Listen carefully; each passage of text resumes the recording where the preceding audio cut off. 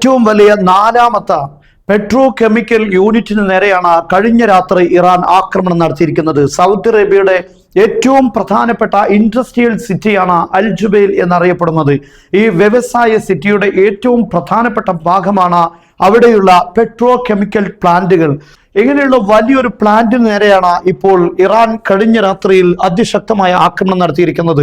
ഈ അഗ്നി ഉയരുന്നത്, ഈ കാണുന്ന വലിയ തീഗോളങ്ങളെല്ലാം ഈ ഇൻഡസ്ട്രിയിൽ നിന്നാണ് ഉയർന്നുകൊണ്ടിരിക്കുന്നത്. വലിയ രൂപത്തിലുള്ള ആക്രമണമാണ് ജുബൈലിൽ ഉണ്ടായിരിക്കുന്നത്. ഇത് സൗദി അറേബ്യയെ സംബന്ധിച്ചിടത്തോളം ഏറ്റവും വലിയ ഒരു പ്രതിസന്ധി ഉണ്ടാക്കുന്ന കാര്യമാണ്. ഇസ്രയേലും അമേരിക്കയും നിരന്തരമായി സൗദി അറേബ്യയുടെ പെട്രോ കെമിക്കൽ പ്ലാന്റുകൾക്ക് നേരെ ആക്രമണം നടത്തിയതിന്റെ തിരിച്ചടിയാണ് അമേരിക്കൻ സഖ്യരാഷ്ട്രമായ സൗദി അറേബ്യക്ക് നേരെ ഇങ്ങനെ ഒരു ആക്രമണം നടത്തിയിരിക്കുന്നത്. Iran launched missile and drones toward Saudi Arabia in the early hours of Tuesday, sparking A massive fire at Al Jubail, the country's largest industrial hub and home to major petrochemical and energy facilities.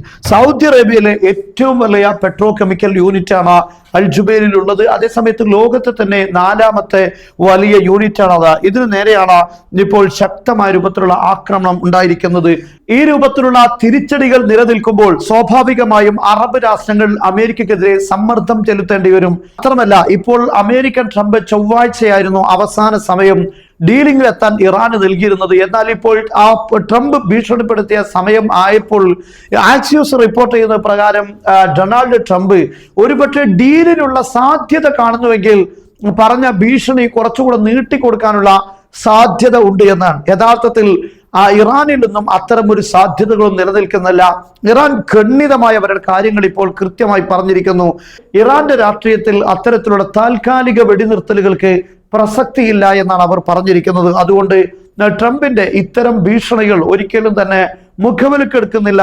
എന്നാൽ അമേരിക്കയെ സംബന്ധിച്ചിടത്തോളം Trump ഭീഷണിപ്പെടുത്തിയ പോലുള്ള ഒരു ആക്രമണവുമായി മുന്നോട്ട് പോകാൻ അവർക്ക് വലിയ പ്രതിസന്ധിയുണ്ട്. കാരണം ഇറാന്റെ ഭാഗത്തു നിന്നുള്ള തിരിച്ചടി കൂടെ കണക്കിലെടുക്കേണ്ടി വരുമ്പോൾ അതൊരു വലിയ ദുരന്തമായി മാറുമെന്ന് അവർക്കറിയാം.